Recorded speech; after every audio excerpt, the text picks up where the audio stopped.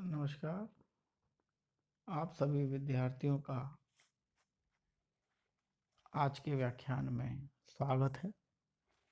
आज हम हमारे पूर्व के व्याख्यान साक्षात्कार से आगे चर्चा करेंगे। पूर्व के व्याख्यान में मैंने आपको साक्षात्कार का अर्थ, परिभाषा और विशेषताओं की बात की थी। आज हम साक्षात्कार के प्रकारों, साक्षात्कार की उपयोगिता और साक्षात्कार की सीमाओं पर चर्चा करेंगे। साक्षात्कार को मुख्य रूप से दो भागों में वर्गीकृत किया गया है: संरचित साक्षात्कार और असंरचित साक्षात्कार। संरचित साक्षात्कार को नियंत्रित साक्षात्कार भी कहते हैं।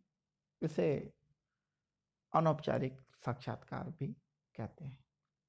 इस प्रकार की साक्षात्कार की प्रक्रिया में सामाजिक अनुसंधानकर्ता सबसे पहले एक प्रश्नों की सूची बनाता है और उस सूची के माध्यम से उत्तरदाता से प्रश्न पूछता है और उत्तरों को लिखता है। इस प्रकार के साक्षात्कार में चूंकि संपूर्ण प्रक्रिया नियंत्रित है, इसी कारण इसे नियंत्रित साक्षात्कार भी कहते हैं। दूसरा है असंरचित साक्षात्कार। असंरचित साक्षात्कार को अनियंत्रित साक्षात्कार कहते हैं। इसे अनौपचारिक साक्षात्कार भी कहते हैं। इस प्रकार के साक्षात्कार की प्रक्रिया में सामाजिक अनुसंधानकर्ता स्वतंत्र रूप से प्रश्न पूछने के लिए स्वतंत्र होता है और इस असंरचित साक्षात्कार को मुख्य रूप से 4 भागों में वर्गीकृत किया गया है।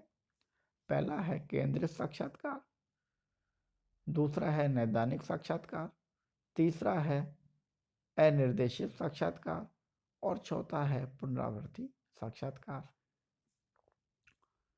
अब हम साक्षात्कार की उपयोगिता पर चर्चा करेंगे। साक्षात्कार की मुख्य रूप से 6 उपयोगिता मैं आपसे चर्चा करूंगा। पहली जो उपयोगिता है वह है सभी प्रकार की सूचनाओं का संकलन। साक्षात्कार के माध्यम से सामाजिक अनुसंधानकर्ता सामाजिक अनुसंधान के विषय क्षेत्र से संबंधित सभी प्रकार की सूचनाओं का संकलन सरलता से कर लेता है।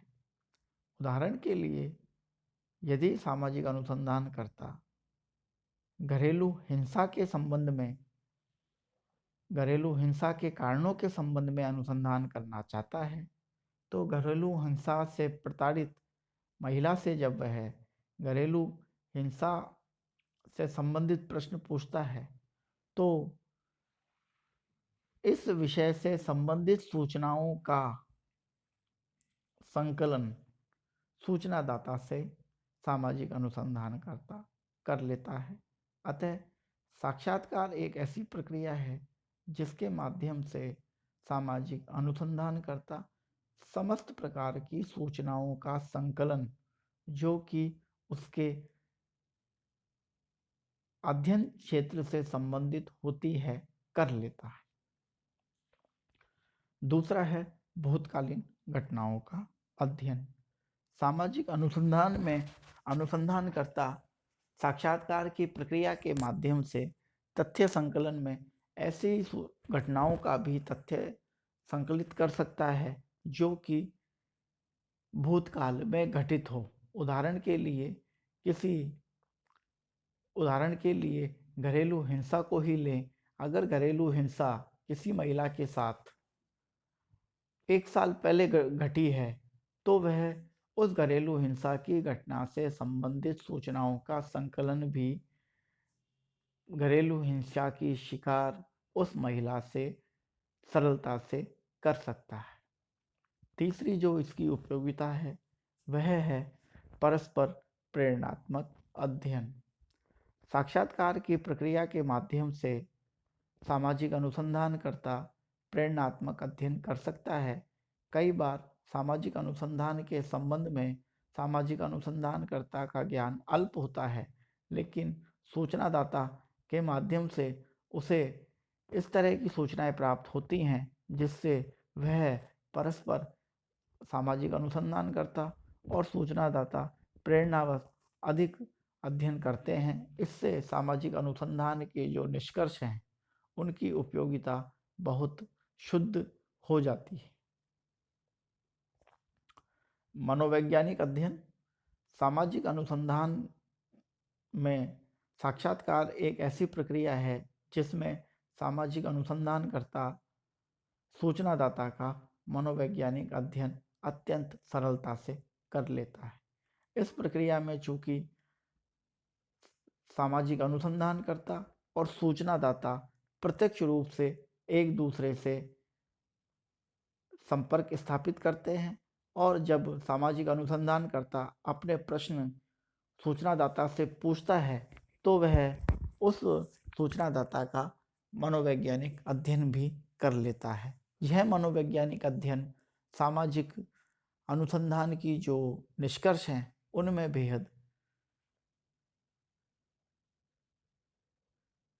अच्छी भूमिका अदा करता है। अमूर्त एवं अदृश्य घटनाओं का अध्ययन। सामाजिक अनुसंधान में तथ्य संकलन करने की यह प्रविधि साक्षात्कार ऐसी घटनाएं जो दिखाई नहीं देती, सुनाई नहीं देती, अर्थात इंद्रियों से जिनका बोध नहीं होता, उनका भी अध्ययन कर लेता है। साथ ही ऐसी घटनाएं जो अदृश्य हैं उनका भी अध्ययन कर लेता है। अमूर्त और अदृश्य घटनाओं का अध्ययन या उससे संबंधित तथ्यों का संकलन करने में साक्षात्कार एक महत्वपूर्ण प्रविधि होती है।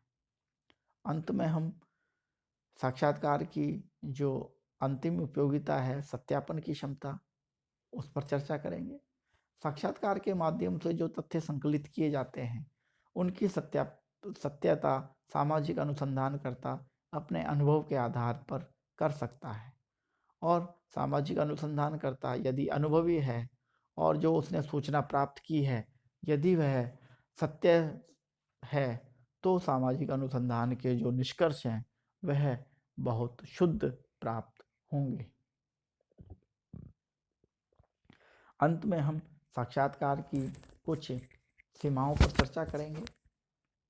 पहली सीमा है सूचनादाता पर निर्भरता। साक्षात्कार में तथ्य संकलन करने पर सामाजिक अनुसंधानकर्ता को पूर्ण रूप से सूचनादाता पर निर्भर रहना पड़ता है।